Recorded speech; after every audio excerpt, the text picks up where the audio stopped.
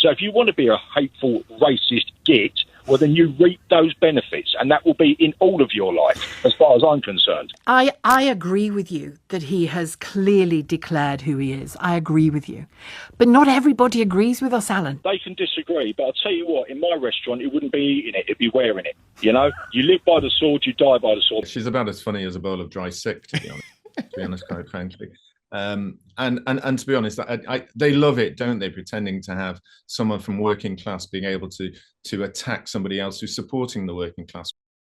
Developing today, a growing crisis for the steak chain Hawksmoor after its decision to boot out a peaceful Tommy Robinson from its restaurant, seemingly for absolutely no reason, has gone viral around the world, turning into a PR nightmare for the chain. So here's a reminder of that moment where Robinson, who, by the way, had just finished his court appearance, was dining with friends. There was seemingly nothing wrong going on within the restaurant, no drinking, anything like that. Here's what happened when the manager told them to leave.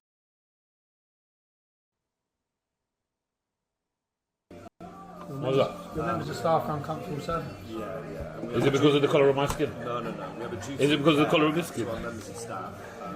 We like to look after our people, as I'm sure you can understand. Our CEO Will said if you've got any questions about that, you're more than welcome to email him directly. His email address is there. Don't worry about this first round of drinks. It's on me, but I'm very sorry. I hope it's not inconvenient to you. Hold on. Look at me, we've been kicked out of the steakhouse.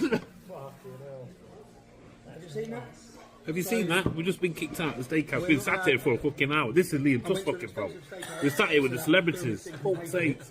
Fucking hell. They're uncomfortable serving us.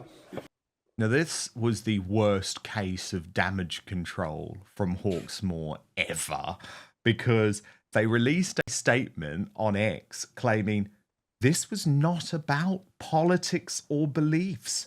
Hawksmoor is not a political organisation. We're a group of restaurants. We want to welcome in as many people as possible. We're not trying to engage in a public debate. But of course, that is absolutely what has happened. This issue has caught fire. Tommy Robinson, as we discussed on the show yesterday, has released a documentary on YouTube, which is going viral at the moment. And indeed, I mean, even my post about this, I just wrote, I used to love your restaurants, because I did. I loved Hawksmoor. And I said, never again. We're meant to be a free country. You're adding to the tyranny. Shame on you. And I looked down, 10 million views, 60,000 likes. So I think this has been a catastrophic business decision for Hawksmoor. It's not like Tommy Robinson was advertising the fact he was in there. But let me bring my superstar panel in now, Connor Tomlinson and Stephen Wolfe. Stephen, the problem with this, and why I completely support Tommy turning this into his new campaign, Boycott Hawksmoor, is where does this end? Are we going to be in a situation where we feel on the political right that we could be kicked out of an establishment at any point? And I do hear about it happening. Someone was telling me that it happens with Darren Grimes quite regularly around Newcastle. He just gets booted out of venues. This is wrong. It is, and it's about the extension of the political left being able to isolate those who have a different view to them, like ourselves. And it doesn't just step to those who are going into restaurants, which I think is a more egregious way of dealing with it. It's those who, like myself, have lost jobs as a lawyer, not being able to go as a member of the bar in a certain chambers because people didn't like my views on immigration, just as I was about to join other political barristers and solicitors who've lost their jobs.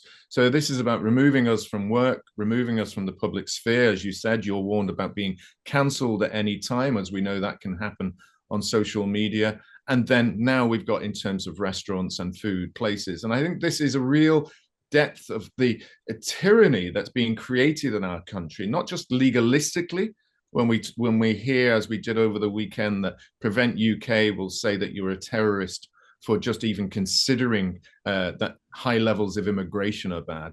And therefore, we've now got a situation in this country where we're being attacked in every sector of our lives. And this is not how this country was. It's not how the country should be. And we need to fight back even more determinedly than we are. And that's why I think Tommy Robinson has got the right idea to campaign against a company like Hawksmoor.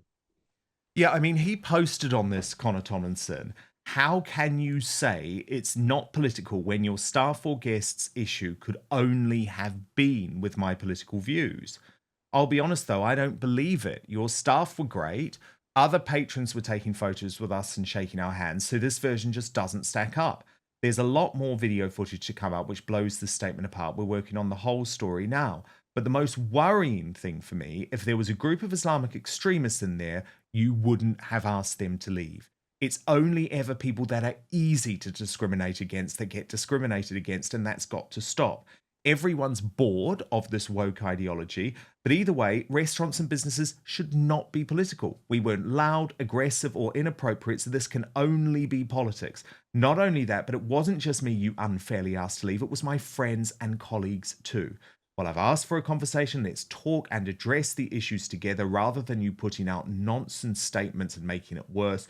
And just to be sure, this doesn't have anything to do with the fact that your mum writes for the Daily Mail, and that's in reference to the mother of the chief executive, Will Beckett, having previously written food articles for the Daily Mail. Now, I actually probably don't think the mum is involved in this, Connor Tomlinson. I just think this was a political decision which has so clearly backfired, and Hawksmoor now look ridiculous.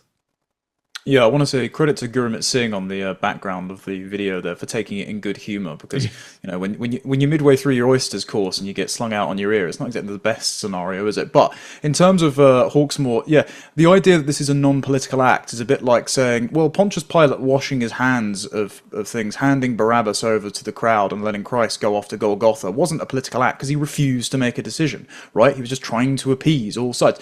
No. Every act is a political act. What you tolerate is itself political. And so if you're going to have the standard of tolerating all customers regardless of their political views, one, you're more likely to have a more thriving and prosperous business, but two, you then can't position yourself as taking the opposite, which is selectively discriminating against high-profile political individuals and kicking them out on their ear, and then say, well, it wasn't about politics. I mean, if Robinson were working for a charity, for example, we would, and they would have slung them out. This would obviously be a political act, and people would be up in uproar about it. It's just because Robinson himself is a notable figure and therefore controversial and divides opinion that people fall on factional sides on this. As far as businesses go, yeah, they should be allowed to discriminate as to which customers they want, but then they can't pretend that they're not doing the discrimination along ideological lines. So the barefaced cheek of them trying to get out of this PR disaster is probably what's turned a lot more people against them than just discriminating against Robinson in the first place. I think they could have saved themselves a headache and just let him have his meal and go about his way. Yeah, I mean, that is the irony in all of this, Stephen Wolf, that actually this has just been a complete PR disaster for Hawksmoor now. It is most famous as a result of this decision for booting Tommy Robinson out of a restaurant, and I hope that provides a warning shot to every other establishment up and down the country, all across the world, that are thinking of making these political decisions. We will turn on you. We will call you out. Because in the past, Stephen, don't you think maybe there would have been a little bit of embarrassment, like, oh, I'm not going to make a fuss about this. Actually, no, we've got to start standing up and calling out the companies, the corporations that treat people like this for so terribly, just for actually agreeing with the majority view. But first, attention all the proud, the bold, and the beautifully bald. It's time to elevate your grooming game with the Manscaped Dome Shaver Plus. Designed for precision, comfort, and a flawless finish, this shaver is the ultimate tool for keeping your dome as smooth as your best pickup lines. Whether you're maintaining a sleek style or embracing the shine with confidence, the Dome Shaver Plus has you covered. Head over to manscaped.com and join the over 11 million men worldwide who trust Manscaped by using the code Outspoken for 20% off today and free shipping. Now, the Dome Shaver Plus electric shaver adapts to your head's contours for a smooth shave without the mess and hassle of traditional shaving. 4 stainless steel skin-safe rotary blades reduce nicks and cuts to deliver a perfectly bald look without uneven hair patches. With Flex Adjust technology, every blade stays perfectly close to your scalp for a precise finish. The powerful 8,000 RPM motor delivers effortless shaving performance with less strokes and irritation. The long long-lasting rechargeable battery has up to 60 minutes of runtime. When a charge is needed, you can save time with a 10-minute quick change option. Because the Dome Shaver Plus is waterproof, you can enjoy wet or dry operation, and it's ergonomically designed to fit comfortably in your hand and effortlessly navigate every curve of your scalp. With a magnetic blade pad and hair chamber, cleanup is a breeze, making sure your Dome Shaver Plus stays fresh and ready to deliver a smooth shave every time you need it. Grab the Dome Shaver Plus by the handle or palm the blade pad and glide it across your head like you're sweeping away last year's regrets. Go to manscaped.com using the code Outspoken for free shipping and a whopping 20% discount on your entire order. Get the Dome Shaver Plus today and experience a shave that is as smooth as you deserve. But now, back to the show. Well, I do agree with that. I think it's not only an embarrassment for Hawksmoor, it is a message to other companies. We've seen bigger companies in the United States, like Disney, for example, and Walmart, that have had to face the wrath of their ordinary citizens who go to their events or watch their programs or buy clothes in their stores, to turn on them and say, we're not going to use your products about that. And the more that we do that, the more that we're strong in our character, strong in our beliefs that fairness and equality should not be discriminated because we want to get a steak, or in the case of oysters, I've never had them in their corner, so I'm taking your word for the fact that they're pretty good.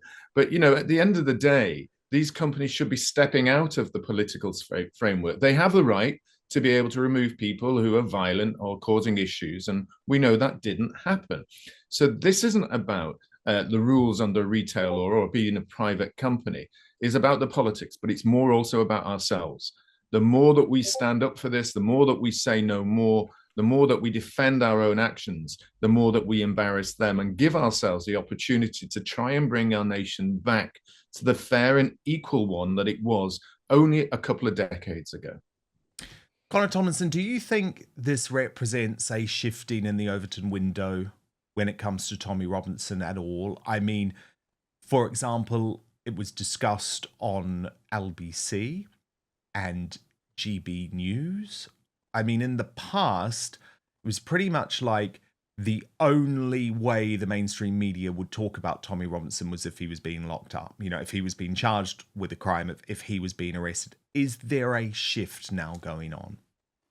Potentially, and I think it's a broader symptom of everyone's intolerance of cancel culture at this point. I mean, we've seen a number of high-profile cases. The first proper chink in the armour, I think, in Britain was Nigel Farage being deplatformed from Coutts Bank, and obviously discussions about whether or not legislation to prevent debanking needing to be passed. Loads of other people had been debanked and deplatformed and demonetized, as Lotus Seizures were, and very few people spoke up for them back then. Or Stefan Molyneux back in 2020. He had a New York Times write a front-page hit piece about him and was taking him off everything on one fell swoop on one day, and still hasn't returned to most platforms. I think it's only because high-profile figures like Farage, like Robinson, have been discriminated against, that those on the lower rungs of the ladder without a platform will benefit from the lifting of this yoke with malicious compliance and censorious culture. So I think that's positive. And I think actually this is, you're going to see that the more censorious cancel culture gets, the more high profile examples come to the fore, actually allow for some sort of ugly tribal resentments to bubble up. And I'm referring to the Shiloh Hendricks case earlier this year, where a mother went into a playground and was filmed by a former charged Somali sex offender for saying racial slurs allegedly at a small child and then saying it to him. Overnight, because he posted it on the internet to try and get her cancelled for saying these words, she got hundreds of thousands of dollars donated to her by people that were just going, no, we're not going to have that word, especially after the 2020 George Floyd riots, have such a power over us. Now, I don't think saying racial slurs is a particularly noble thing. However, lots of people are so sick to death of cancel culture that they're willing to support not very noble, not very polite, not very becoming things to the tune of hundreds of thousands of dollars just to get rid of it. So I might advise people that think practicing it is kind and compassionate rather than just being a cudgel to beat one's political enemies to stop before things get really, really ugly. What I sort of love about this is that the mainstream media just expose themselves for the true grim, snaring, revolting characters they are. And there's no better example of that than Shelagh Fogarty. I mean, this is a woman who Katie Hopkins exposed here on Outspoken for literally trying to sabotage Katie's show on LBC. I mean, this is just a horrendous woman who definitely has a face for radio too, by the way. But I want to show you a call on her program. Listen to this. Out and make people that aren't of a British heritage feel uncomfortable and hated and wanted and stir up hatred. And then he wants to go and have a quiet meal and be left alone and be not recognised and not be held accountable for his actions in the past. Not in my restaurant, no way. You know, that man, you live by the sword, you die by the sword, and you reap what you sow. So if you want to be a hateful, racist git, well, then you reap those benefits, and that will be in all of your life, as far as I'm concerned. I agree with you that he has clearly declared who he is. I agree with you. But not everybody agrees with us, Alan. They can disagree, but I'll tell you what, in my restaurant, it wouldn't be eating it, it'd be wearing it. You know, you live by the sword, you die by the sword, and that's my view. Oh, there we go. She's just giggling. She thinks it's hilarious, Stephen Wolf. And I mean, of course, the working class caller who calls into LBC just coincidentally happens to be a Tommy Robinson hater. Of course that wasn't set up. Yeah, she's about as funny as a bowl of dry sick, to be honest. Quite frankly. And to be honest, they love it, don't they? Pretending to have someone from working class being able to attack somebody else who's supporting the working class. We saw that with the actor recently going on talking about how the working class don't only go up against the flag and you can't eat a flag. I think it was Merson from North London, and I think this is they enjoy it. This kind of upper middle class mainstream media who look down upon us, as George Orwell has said so many times in Road to Wigan Pier. They actually would not like to sit down and have a coffee and a tea with us, really, but they're much happier to see someone from a foreign country and deal with them. And the working class of them are only a vote. They're only something that they can suppress. They're only someone that they can monitor and prevent now for having arguments and ideas above their own station. And they're happy to see an individual who goes against their own. And I doubt very much, I wonder whether this person was actually a trade union person rather than running a restaurant, to be honest, frankly. There's a lot of question marks about whether that was a real caller. Stephen Wolf, been such a pleasure to have you on Outspoken. Where can we see you on Lotus Eaters? Well, I'm on Mondays, Wednesdays and Thursdays at the moment, and I'm still doing research for the Centre of Migration, CMOT.UK. And again, I've just got back only in December on X, so I'm building again. That's because I was cancelled, couldn't get a job in the city. And my friend said, sod it, Stephen. I'm sorry, probably not allowed to say that. Oh, no, you can say whatever you want here. Yeah, that's the great thing about not being on TV. You've got to get back into the game, and I am. And thank you for bringing me on the show. And lovely to see Connor again. Well, you're back. You're well and truly back, and I'm really looking forward to having you on Outspoken again very soon. Thank you so much for watching Dan Wootton Outspoken. Please click on my face just to the bottom left to subscribe to this brand new independent news source and turn on the notification bell so you'll be alerted to our brand new live shows, uncancelled interviews, and special royal episodes. Outspoken is also now available as a podcast, so you can listen to the show every weekday on the go, wherever you are.